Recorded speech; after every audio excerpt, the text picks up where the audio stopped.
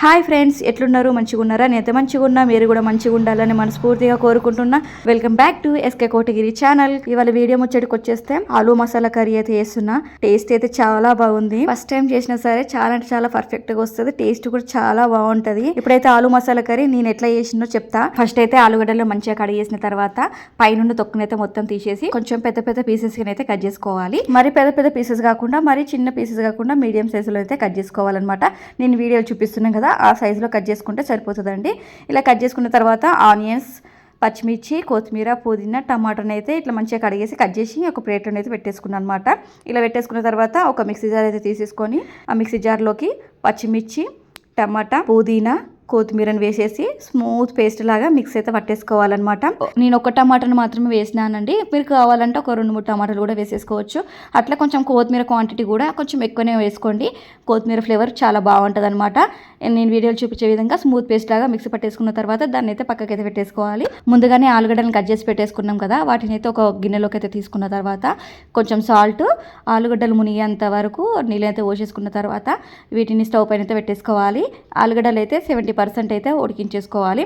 70% కంటే ఎక్కువనైతే అస్సలు ఉడకొద్దండి. 70% ఉడికితే సరిపోతుంది. ఎందుకంటే మనం కర్రీలో కూడా ఒక 30% అయితే ఉడికించేసుకుంటాం కదా.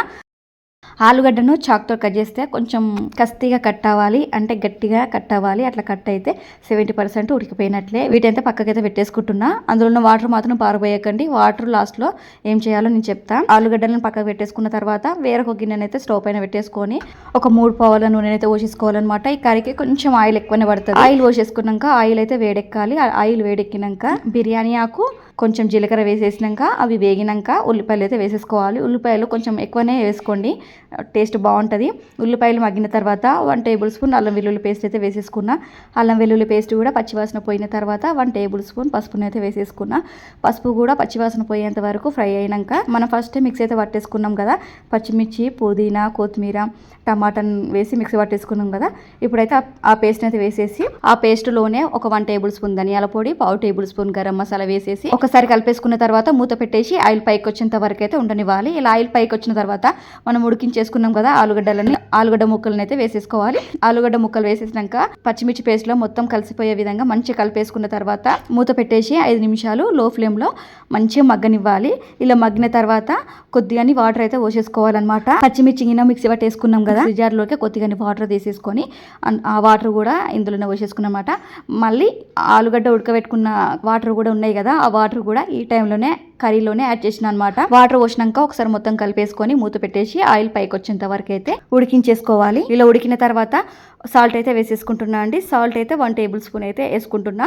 మనం ఫస్ట్లోనే ఆలుగడ్డలు ఉడికించేటప్పుడే సాల్ట్ అయితే వేసేసుకుంటాం కదా, ఇప్పుడు ఒకసారి చెక్ చేసుకున్న తర్వాతనే సాల్ట్ అయితే వేసుకోవాలన్నమాట. సాల్ట్ వేసేసుకున్న తర్వాత కస్తూరి మేతి అయితే వేసుకుంటున్నా. కస్తూరి మేతిని కర్రీలో వేసేటప్పుడు నేను వీడియో చూపించే విధంగా నలిచి వేసుకోండి. అలా నలిచి వేసుకుంటే ఫ్లేవర్ చాలా బాగుంటుంది. కస్తూరి మేతి మాత్రం అస్సలు మిస్ కాకండి. కస్తూరి మేతి వేస్తే కర్రీ మాత్రం చాలా అంటే చాలా టేస్టీగా ఉంటుంది. కస్తూరి మేతి వేసినాక 2 మినిట్స్ స్టవ్ పైన ఉంచేసుకొని స్టవ్ ఆఫ్ చేసేసుకుంటే అంతే, ఎంతో టేస్టీగా ఆలూ మసాలా కర్రీ అయితే రెడీ. చాలా సింపుల్ గా చేసినాయి కదా, సింపుల్ చేసినా కూడా టేస్ట్ అయితే చాలా అంటే చాలా బాగుంది. మీరు కూడా ఖచ్చితంగా ఒకసారి అయితే ట్రై చేయండి. టేస్ట్ మాత్రం చాలా బాగుంటుంది.